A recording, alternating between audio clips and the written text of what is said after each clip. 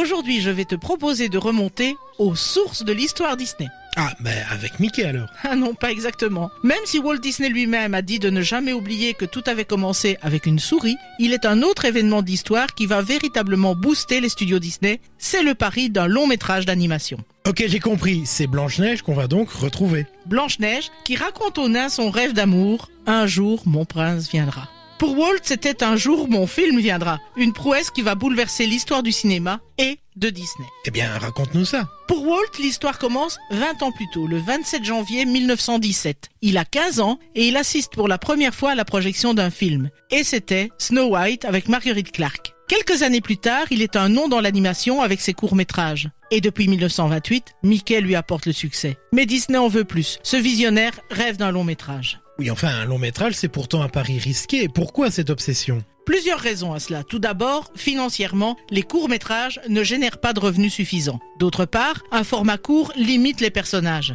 Et puis, Charlie Chaplin ou Laurel et Hardy se lancent dans les longs-métrages. Walt veut sa place dans le cinéma et qu'on reconnaisse le statut d'art au dessin animé. Contre l'avis de son frère Roy, il se lance dans un long-métrage d'animation au péril de l'avenir du studio. Et il choisit l'histoire de Blanche-Neige. Et donc, quand le projet démarre-t-il ? Un soir de février 1934. Disney réunit ses collaborateurs et explique son projet. Imagine la scène, surréaliste. Walt court, saute, il joue tous les rôles, tour à tour Blanche-Neige et la reine. Il imite les nains. Tous riaient, jusqu'au moment où il s'agenouille devant le corps inanimé de la princesse. À ce moment, l'émotion les envahit et une larme coule sur la joue de Walt. Oui, donc le travail commence immédiatement. La démonstration soulève l'enthousiasme et tous se mettent au travail sans compter leurs heures, conscients de participer à une véritable révolution.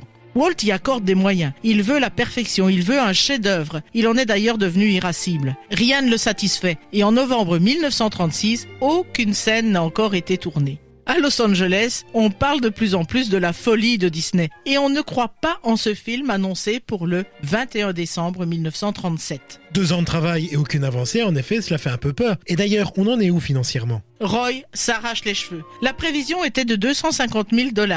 Nous voilà arrivés au 1,5 million. En même temps, il faut dire que Walt en fait presque une comédie musicale. Quand il présente son projet qu'il nomme Future Symphony, Walt veut travailler sur le modèle de ces Silly Symphonies basées sur la musique. Et le choix est plutôt intelligent. Le film comprend de nombreuses scènes effrayantes et certains thèmes sont particulièrement difficiles, comme la cruauté de la reine, la peur dans la forêt, la mort. La musique permet une certaine dédramatisation de ces instants.